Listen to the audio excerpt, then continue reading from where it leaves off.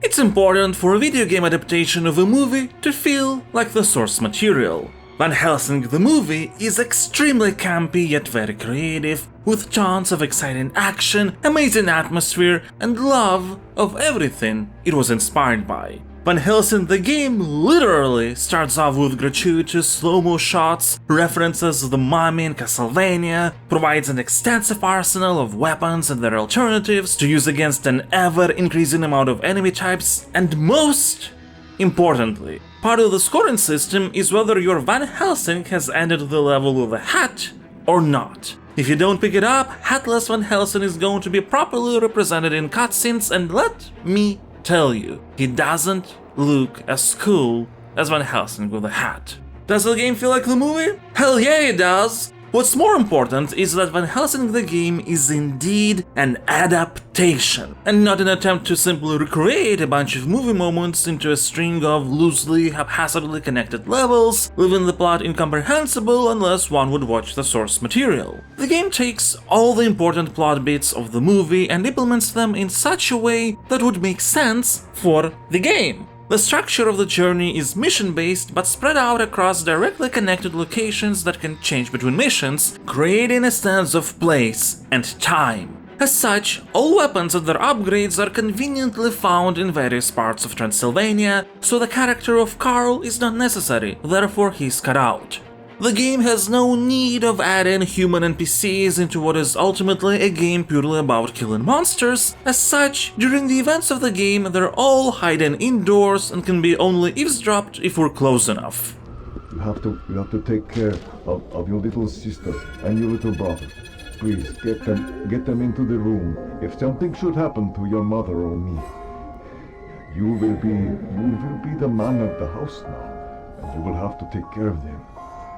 One of our few allies in the story is Anna, and while her warrior persona with the motivation to save her brother and get rid of the curse laid upon her family remains intact, there is no room for any kind of romance to blossom between her and Van Helsing. As such, that part is removed completely. To be honest, this streamlining does have the effect of making the game's narrative a bit dry. Friendship with Frankenstein monster is fast-tracked, the main antagonist Dracula does have the same motivation of giving life to his children, but there is no room for us to feel the tragedy of the endeavor, the relationship between him and the amnesiac Van Helsing is just alluded to, and some absolutely iconic moments like the masquerade ball are nowhere to be seen.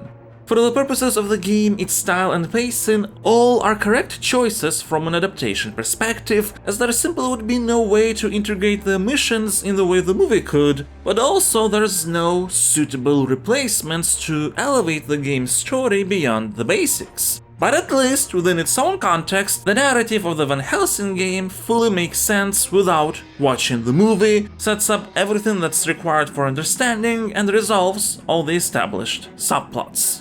And I guess, as long as it makes sense why you're beating the shit out of hordes of monsters, it's all good, right? Well, that, and as long as it's fun to beat the shit out of monster hordes. From a design theory perspective, Van Helsing is an absolutely fantastic fast-paced action game. Van Helsing's kit consists of several basic actions. Melee attacks with various combos depending on whether we're pushing the left stick towards an enemy or away from them, as well as whether we're tapping or holding the button. Shooting with a currently equipped ranged weapon, grappling gun that can be used not only to latch onto specific spots in the environment, but also on any wall for quick maneuvering or enemy to close down the distance. And finally, the good old jumping that transforms into dodge while targeting a monster.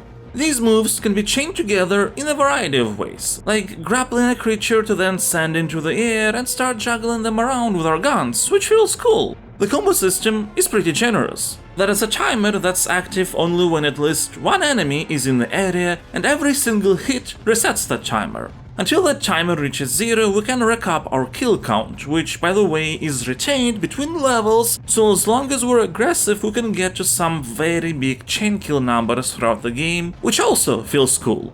There are 2 reasons to maintain a steady kill count. First, every 5 kills we fill up a finishing move slot, which can instantly obliterate every non-boss monster. Second, the higher the kill count, the more power glyphs enemies drop, which is a currency to use in an abstract armory between the levels. There we can get some permanent upgrades, temporary power-ups, and most importantly, new moves like being able to shoot while dodging, which always feels badass. Attacking also fills up our ammo meter, and when activated, our chosen weapon, if the respective upgrade was found, uses an alternative attack type that drains the meter. This is where weapon variety comes into play. Our standard double pistols are an overall average but fast-shooting weapons. Alternative ammo provides some extra kick and makes them more effective against vampires and werewolves. Shotguns can hit multiple opponents from afar but do more damage up close. Using alternative ammo increases the shooting speed and adds incendiary properties to the weapon, which makes it effective against monsters with icy powers. The rapid-fire crossbow is effective against beings with flesh, but absolutely useless against creatures made out of stone, unless the alternative ammo with explosive tips is used. So you can imagine that with 2 melee and 6 ranged weapons alongside their alternative ammo types, there's quite a lot of options to speak of, which would have been useless if enemy variety weren't up to par. Luckily, it is. Fell spirits imbued with various magic powers, flying gargoyles, alien banshees, swarming vergi, and more. Van Helsing is a pretty short game, but every mission introduces some new monstrosity into the mix, or at the very least, a variation of a previously existing one with additional moves and properties. Both aspects nudge to change up our strategy. And all this happens in largely linear environments that nevertheless are absolutely packed with secrets. Extra items and life upgrades hidden on ledges just a bit outside of default camera position that we can't control ourselves, or requiring to smash a specific unique objects. Secrets hidden behind walls and switches requiring a particular weapon or alternative ammo, and some of these can be activated only after backtracking if you remember to have noticed something, or playing in New Game Plus mode with all weapons and upgrades transferred between playthroughs. As rewards for these secrets, we can find cheat glyphs that can be activated in the menu at any point, most of them are purely for visuals, and also secret Easter eggs, special items that in specific locations can open portals to the netherworld for some extra challenges. And there is even a secret weapon thrown into the mix as a reward if all challenges are completed in a single consecutive run. Quite frankly, all of this sounds amazing. So you might have a question. What's the catch? After all, I did specifically mention the design theory perspective. The problem lies in implementation. And it's not something noticeable immediately because for the most part Van Helsing actually feels very polished. The actions on their own are very responsive, animations are great, there is a kick to every attack, special camera zooms for continuous combos. Barring a few issues, Van Helsing is an incredibly fun action game to play. But among those issues is one with such an extremely high impact that it is capable of destroying the entire experience. Lack of absolutely any animation cancel. You can switch from one action type to another only after the animation from the previous one has finished playing, which in some cases includes standing in a cool pose for a while at the end of an attack. The game doesn't allow cancelling of even these auxiliary gameplay irrelevant parts of animations. This wouldn't have been a problem had Van Helsing been specifically built around that, but it's not. So the problem can manifest in ugly ways, like a feeling of delay between various actions. Chaining into a finishing move or an enemy grapple is very delayed when using certain weapons and combos with enough time to repeatedly mash the respective button before the action finally occurs. This hinders the flow considerably, but in the grand scheme of things, it is bearable. What's worse is that this also applies to dodging and jumping, meaning a lot of the time you can't dodge when you need to. You won't really feel the negative effects of this in the first several missions of the game where enemies have slower attacks and longer wind-ups. But when they get faster and more numerous, it becomes increasingly unwise to do anything other than the shortest, safest animations out there, which would be shooting. In many cases, using just shooting is not the most effective way to defeat enemies. And using only shooting, even with the capability to do it in the air while jumping, is certainly not the most flashy or flavorful way of monster hunting. But it's the way that can get you into the least amount of trouble, because you can keep your distance and properly get out of the way when necessary. And so, even when you attempt to be cool and creative and take full advantage of the combat system, the farther in the game you will progress, the more you will just rely on holding the ranged attack button. Naturally, holding a single button is not the most engaging way to play a game like this, which is particularly disappointing considering that the game has good bosses with a nice variety of movesets that, in the case of repeated fights, gets expanded with every battle. That is great! But what's the point when you can't react to their actions while fighting the most damage effective or cool way, so you have to resort to constantly keeping your distance and defeat them the most repetitive way? So, on this regrettable note, it is time to score Van Helsing using my Stasocritic rating system.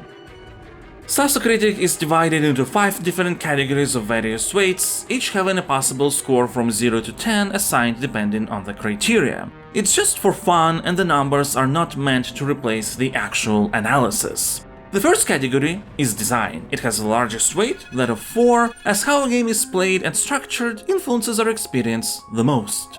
I will assign a 7. I can't punish Van Helsing for having an actually great foundation. It has an extensive character kit, good variety of weapons and enemies, a nice loop rewarding aggressiveness through resources like finishing moves and alternative ammo that are unwise to be left unused.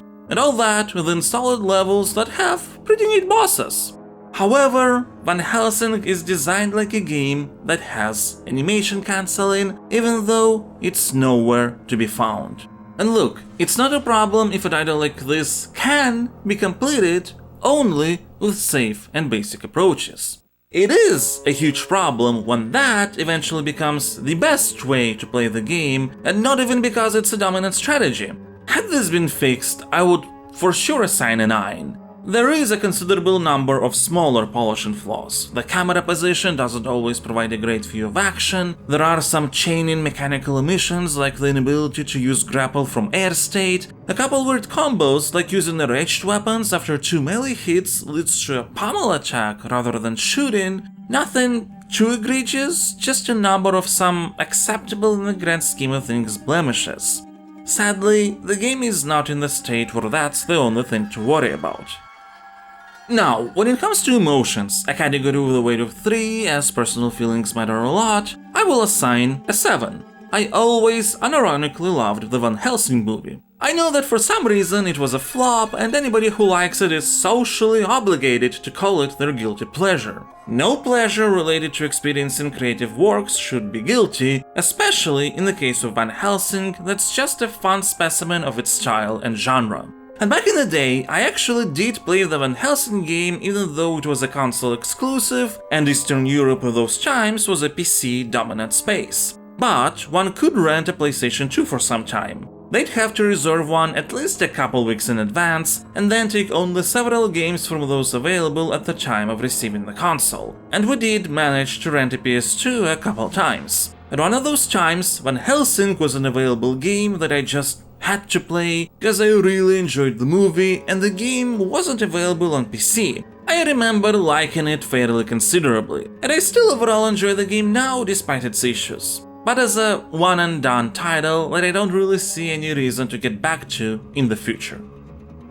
Next up, Cohesion, a category with a weight of 2 that's all about how well the game combines its different aspects together into a singular, holistic experience. I will assign a 7. As already discussed in detail before, Van Helsing is just a really good adaptation. There are some absolutely gamey abstractions without any attempts to make them feel more immersive, like the armory store between levels, but at the same time there is great attention to details to make sure as much as possible makes sense. Like the mission briefings that are voiced by Van Helsing's order leader are written in such a way that would work in-world as messages and advice given to Van Helsing before traveling to Transylvania. That kind of stuff is cool, but sadly, I still can't assign a higher score.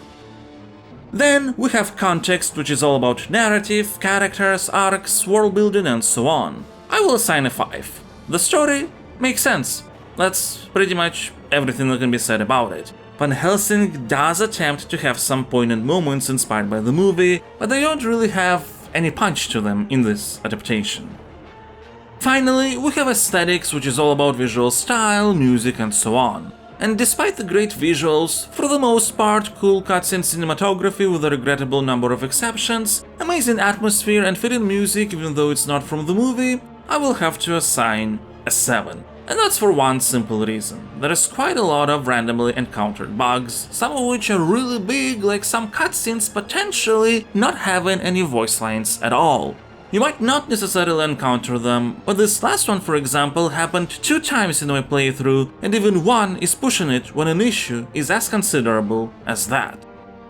In the end, should we combine all the scores while taking their weights into account, Van Helsing is going to get a final Stasocratic rating of 68.